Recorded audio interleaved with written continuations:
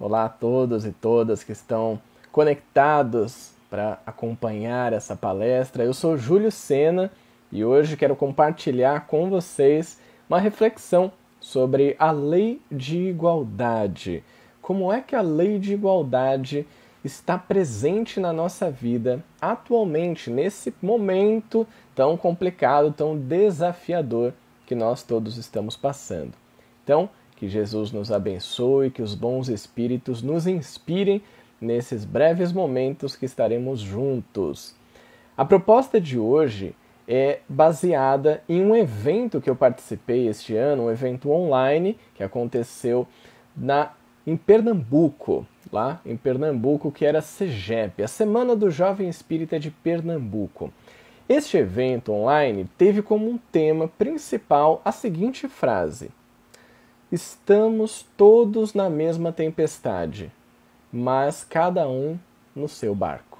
Estamos em barcos diferentes, vivenciando essa tempestade. E aquilo me fez refletir muito sobre essa temática, me fez estudar ainda mais a lei de igualdade e chegar a algumas conclusões interessantes para poder compartilhar e para que você também, baseado nos seus estudos, na sua vivência, possa trazer conclusões na sua vida e transformar isso em algo prático. Para mim, o Espiritismo é isso. É algo que você pode colocar em prática na sua vida. O Espiritismo que pode ser compreendido no nosso cotidiano. Para começar essa reflexão, é importante que a gente saiba diferenciar o que são as tempestades e o que são os barcos. Como que a gente pode entender essa questão? A primeira coisa é que a gente pode compreender as tempestades em alguns níveis. O primeiro deles, talvez o nível mais amplo e que coloca todo mundo, eu, você, todo mundo que você conhece, que está encarnado aqui na Terra, passa pela mesma tempestade. Sabe qual é? É a tempestade das provas e expiações. Estamos no mundo de provas e expiações, não tem como fugir disso. Se você nasceu aqui, ou você está vivenciando provas ou expiações, ou as duas coisas. Essa, então, uma das principais, se não a maior das tempestades que nós estamos vivendo. Por outro lado, se a gente descer um pouquinho mais o nível da tempestade, podemos dizer, sim, que todos nós estamos vivendo a tempestade da pandemia. A pandemia do coronavírus, da Covid-19, está acontecendo no mundo inteiro. Ninguém ainda está imune ao vírus, não existe a vacina ainda, está sendo desenvolvida. Então todos nós estamos vivendo essa tempestade que é mundial, né? Uma pandemia. Mas tem ainda um outro nível, se a gente descer um pouquinho mais para compreender a tempestade. Aí a gente entra, sim, nos níveis de tempestades individuais. É aquilo que cada um de nós está vivenciando dentro do nosso contexto de vida. Pode ser que você esteja vivenciando uma tempestade junto com alguém da sua família, ou também sozinho ou sozinha. Então, tem as tempestades que são amplas, e nós vamos falar um pouco mais sobre elas, principalmente as provas e expiações, para compreender algo que é fundamental para as nossas relações, que são os barcos. E você deve estar pensando assim: como assim barcos? A gente vai falar de embarcações aqui. Essa é a proposta do papo de hoje, a gente falar de navios, de lanchas, de iates, de barquinhos a remo. Mais ou menos isso. Vamos lá. Se a gente compreender primeiro as tempestades, vai ficar fácil de entender a questão dos barcos. Falando sobre provas e expiações e recapitulando um pouco isso, a gente pode entender que as provas, aquilo que a gente vem vivenciar aqui, são situações que o espírito escolhe viver nessa existência material para fazê-los avançar. Então, quando a gente escolheu ter alguma prova nessa encarnação, o intuito era fazer a gente avançar. E como é que a gente avança? A gente avança desenvolvendo 3 das faculdades da alma, as faculdades morais que Kardec e os espíritos vêm nos apresentar, que são a razão, a vontade e a imaginação. A razão, que está ligada à busca do conhecimento, ao desenvolvimento da inteligência, né, e do senso crítico. A gente tem a vontade, que é o desenvolvimento do livre-arbítrio e também do senso moral, e com a imaginação vem o desenvolvimento da criatividade, do senso estético. Essas são as faculdades da alma, as faculdades morais, que como espíritos a gente pode desenvolver através das provas. E a gente vai desenvolver isso, é claro, na medida das nossas forças, é o quanto a gente se dedicar a isso. Lá na questão 258, os espíritos deixam claro que essas provas são escolhidas pelos próprios espíritos através da sua liberdade. E isso, na verdade, não é um castigo de Deus, não existe castigo de Deus, não faria nenhum sentido dentro do conhecimento espírita, já que Deus é soberanamente justo e bom, que é a inteligência suprema do universo. Portanto, essas são as provas. Vamos falar então um pouco sobre expiações. O que são as expiações? Bom, expiações são aquelas situações que elas resultaram de faltas que a gente cometeu no passado, faltas que o espírito cometeu, fez, tomou uma decisão que não foi bacana em uma existência anterior. E ela precisa ser reparada, através de um descondicionamento das suas más tendências. Você lembra, né? Quando a gente fala de más tendências, a gente já remete lá ao capítulo 17 do Evangelho segundo o Espiritismo, que diz o seguinte: reconhece o verdadeiro espírita pela sua transformação moral e pelos esforços que emprega em domar as suas más tendências. Então nós, que somos espíritas, somos reconhecidos por esse esforço em domar as más tendências. Aqui está a expiação. Geralmente, as expiações elas estão muito mais atreladas às nossas faculdades animais. O que são isso? Vamos fazer aqui um paralelo? Faculdades morais, a gente tem razão, vontade, imaginação. Faculdades animais está mais ligado a dor e prazer, a um condicionamento que vem através dessa dor e prazer, ao instinto, às paixões terrenas, principalmente ao materialismo.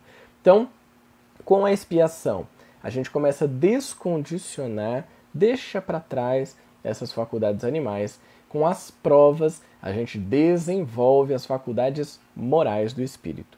Bom, dito isso, por que a gente pode dizer então que nós estamos na mesma tempestade e que não estamos no mesmo barco? Essa foi uma frase que eu ouvi bastante também esse ano. As pessoas falavam assim: gente, fica tranquilo porque tá todo mundo no mesmo barco. Mas espera aí, isso começou a não fazer tanto sentido, né? Tá todo mundo no mesmo barco? Mas o meu barco é muito diferente do barco daquela pessoa que está ao meu lado, ou daquela pessoa que eu vi numa situação de rua, ou mesmo daquela pessoa que tem um barco gigantesco, que tem acesso a muitos recursos. Já deu para entender qual que é a proposta dos barcos aqui, né? Bom, quando a gente compreende isso, que cada um de nós está num barco diferente, essa é uma compreensão sobre a nossa vida, sobre a nossa condição atual da existência. Eu, Júlio, nasci homem, de pele branca, na cidade de São Paulo, atualmente tenho 30 anos, sou casado, tenho a minha casa própria, tenho um carro na garagem, fiz uma faculdade. Então você vê que existem vários privilégios, inclusive, que a gente pode dizer, que me dão recursos para essa vida. Em uma próxima vida ou em uma existência anterior, esse meu barco certamente foi diferente.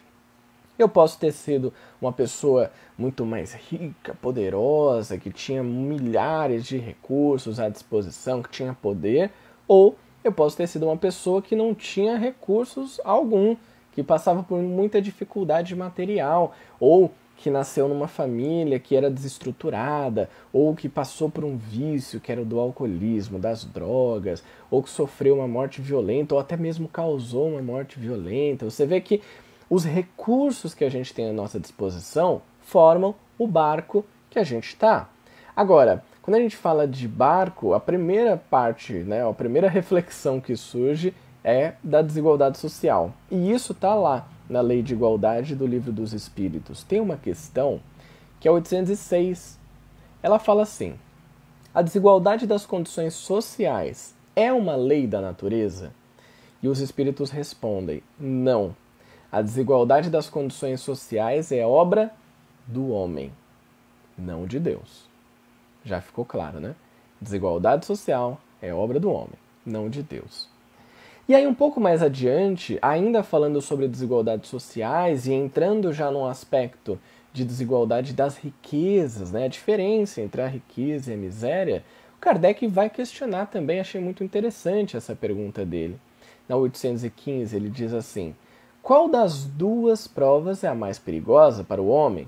A riqueza ou a miséria? E a resposta é categórica. Tanto a riqueza quanto a miséria são perigosas.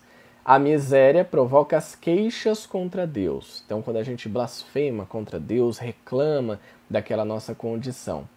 A riqueza estimula todos os excessos. Olha só, quando você tem acesso a muita coisa, a riqueza, você está sendo estimulado, não quer dizer que seja uma condição definitiva, mas é um estímulo que você pode resistir ou não. Você é estimulado a todos os excessos.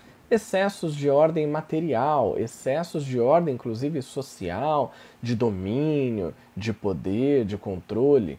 Então, você tem aí também uma prova bastante difícil. Outro ponto que fala sobre lei de igualdade, que deixa muito claro que a gente está em barcos totalmente diferentes, de acordo com as situações que a gente vive e com aquilo que a gente pode utilizar de recurso para passar por cada uma delas. É claro, os direitos entre os homens e as mulheres, a igualdade de direitos, que atualmente não é uma realidade ainda. Na questão 818, Kardec vai questionar isso também. Vou trazer aqui duas questões para a gente refletir. A primeira, 818, ele fala assim: de onde vem a inferioridade moral da mulher em alguns países? E a resposta é: entre os homens moralmente pouco avançados, a força faz o direito. Eu trouxe esse trecho da resposta porque ele deixa claro para a gente o seguinte: entre os homens moralmente pouco avançados, a força faz o direito. Sabe o que isso quer dizer? Que quando houver o avanço moral na humanidade, principalmente entre os homens, a força não vai ser mais aquilo que vai fazer o direito, não vai dominar. Não será através da força que a humanidade vai impor a pessoas, sejam mulheres, homens, negros, asiáticos, hispânicos, seja lá qual a descendência, o gênero dessa pessoa, não vai ser a força que vai impor o controle sobre elas, quando os homens avançarem moralmente. Na questão 820, Kardec pergunta: a fraqueza física da mulher não a coloca naturalmente sob a dependência do homem? E um trecho da resposta que eu achei muito interessante para a nossa reflexão é quando ele diz, os espíritos dizem assim: se Deus deu a força para uns, foi para que eles protegessem o fraco, e não para que o escravizassem. Se Deus deu a força para uns, é para que protegesse o fraco, e não para escravizar. A gente encontra respostas muito semelhantes a essa em toda a codificação. Do Livro dos Espíritos, passando pelo Evangelho, Livro dos Médiuns, no Céu e Inferno e até mesmo na Gênese, o último livro que Kardec deixou desse trabalho grandioso que ele fez.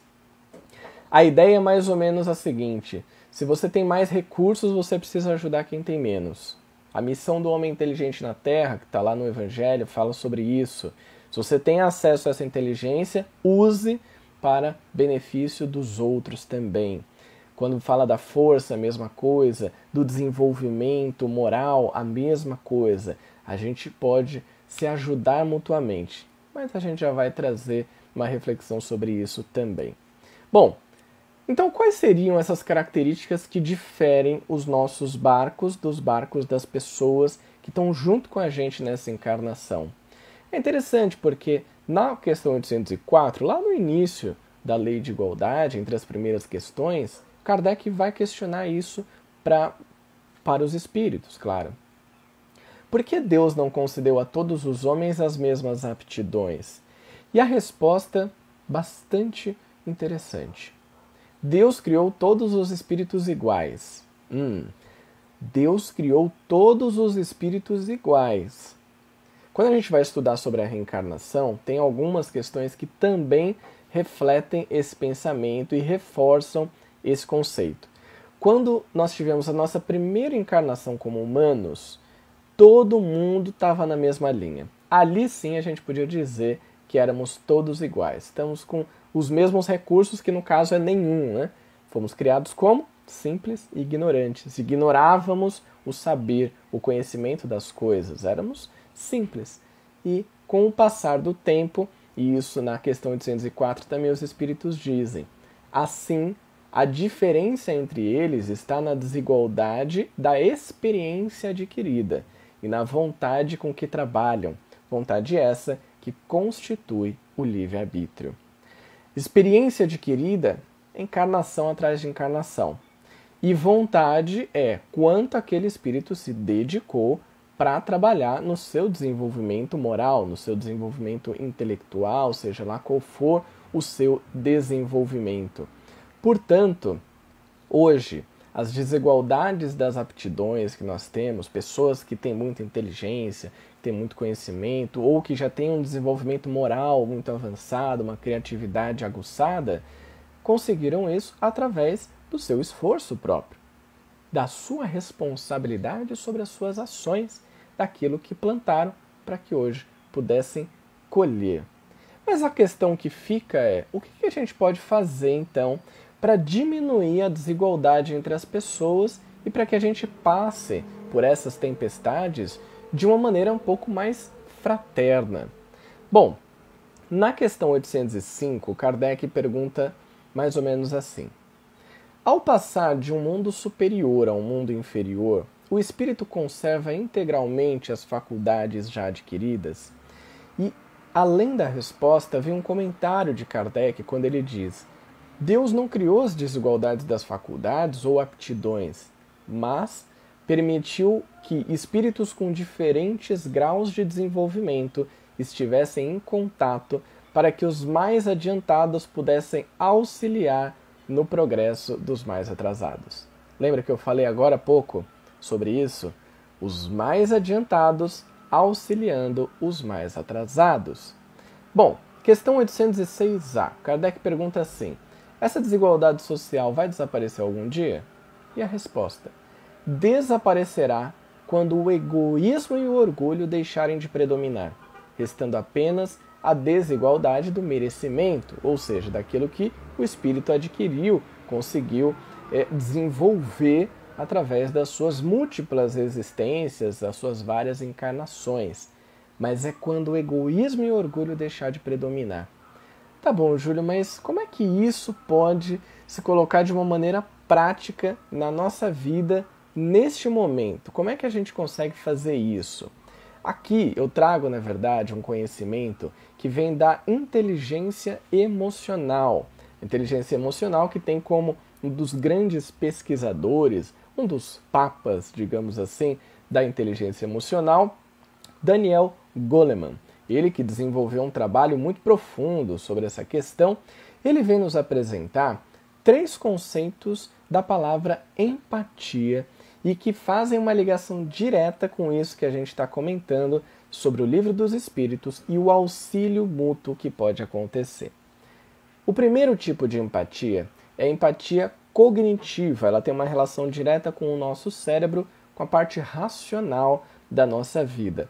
É quando a gente consegue reconhecer a dor, a necessidade de uma pessoa de uma maneira racional. Você vê aquela situação e você compreende, realmente aquela é uma situação difícil, uma situação complicada que ela está passando, então você tem o conhecimento disso, você tem a parte inteligente disso. O segundo tipo de empatia é a empatia emocional. Essa é até um pouco mais comum, porque é aquela em que você vê uma situação que não é uma situação muito boa e que você sente a dor do outro, você se coloca no lugar do outro, sentindo aquilo que está acontecendo, e isso pode, em alguns momentos, dependendo do excesso disso, pode ser perigoso, porque se a pessoa está ali numa situação de depressão, você acaba entrando em depressão junto com ela, se colocando com essa empatia emocional, sentindo as mesmas coisas, e isso pode prejudicar a sua vida. Mas tem um terceiro nível de empatia, e é esse que certamente pode nos ajudar a entender essa questão de como passar pelas tempestades de uma maneira mais fraterna. O terceiro nível é o de interesse empático ou preocupação empática. É quando, além de reconhecer que aquela pessoa está numa situação difícil, a gente se coloca à disposição para auxiliar o outro. A gente consegue contribuir para que a pessoa possa sair dessa situação em que ela está e para que ela alcance uma situação que seja mais favorável. Claro que isso não é simplesmente chegar e entregar aquilo que a gente acha que a pessoa precisa. Na verdade, o interesse empático está em buscar uma relação com aquela pessoa, conversar, compreender quais são as necessidades, oferecer auxílio e, se a pessoa der essa abertura e realmente estiver precisando, colocar em prática esse auxílio. Sabe o que isso quer dizer? Que nessa jornada evolutiva que a gente vive, nós estamos em barcos diferentes, com certeza. Existem barcos que têm menos recursos que nós, sejam recursos intelectuais, morais, enfim, materiais também, é claro. E o que é que nós podemos fazer nessa situação? Nós podemos auxiliar, como eu já trouxe aqui algumas questões falando. O mais forte auxilia o mais fraco. O que tem mais conhecimento, aquele que tem menos. O que tem mais desenvolvimento moral, aquele que tem menos desenvolvimento moral. Nós temos também ao nosso lado barcos que são muito parecidos com a gente, que têm recursos até semelhantes. Como que a gente pode passar pela tempestade com esses barcos ao nosso lado? Através de um movimento de relações empáticas, de cooperação, de colaboração. É quando a gente dá as mãos e se ajuda, trabalha em conjunto para todo mundo avançar. Por fim, existem barcos que estão mais à frente de nós, que são mais evoluídos, que têm mais recursos, mais conhecimento, que têm mais sabedoria. Como que a gente pode se relacionar? Também, através das trocas, das relações empáticas, a gente pode aprender. E aí é um exercício nosso de humildade, de aprender com aqueles que já se desenvolveram mais do que nós. Essa é uma maneira também de a gente conseguir evoluir. A gente evolui com aqueles que estão à nossa frente, aprendendo junto com eles. A gente pode evoluir com aqueles que estão ao nosso lado, trabalhando junto, através da cooperação, da colaboração. E a gente pode evoluir também com aqueles que estão atrás, aqueles que precisam da nossa ajuda. É assim que a gente compreende o verdadeiro propósito da caridade, que Kardec e os Espíritos vêm nos apresentar. Só existe um tipo de caridade verdadeira, um tipo, que é a caridade desinteressada. É aquela caridade que ajuda sem esperar nada em troca e sem apego aos resultados da sua ação. Aquela caridade que a gente pode até falar assim, não, eu não quero nada em troca disso que eu estou oferecendo, mas você quer controlar, entre aspas, a situação daquela pessoa. Você quer que ela melhore de vida, você quer que ela siga aquilo que você está falando, você quer que as coisas se resolvam na vida dela e quando isso não acontece, você se frustra. Mas aí não há um desinteresse. A verdadeira proposta de caridade do Espiritismo é a caridade desinteressada, aquela que realmente não se apega ao resultado, que faz de bom grado sem esperar nada em troca. E através dessas relações que eu trouxe, de empatia, a gente pode passar por essa tempestade de uma maneira muito mais tranquila. A gente pode passar por essa tempestade de uma maneira fraterna, solidária. Essa é a proposta que a doutrina espírita vem nos trazer. Então que a gente possa, compreendendo essa mensagem, essa reflexão, possa agora pensar sobre as nossas ações daqui para frente. Como será que estão as minhas ações em relação ao meu barco? Será que eu reconheço aqueles privilégios que hoje eu tenho na minha vida? E o que é que eu estou fazendo com eles? De que maneira eu posso auxiliar as pessoas que têm menos condições que eu? Da mesma forma, como eu posso aprender com aqueles que já têm um desenvolvimento maior?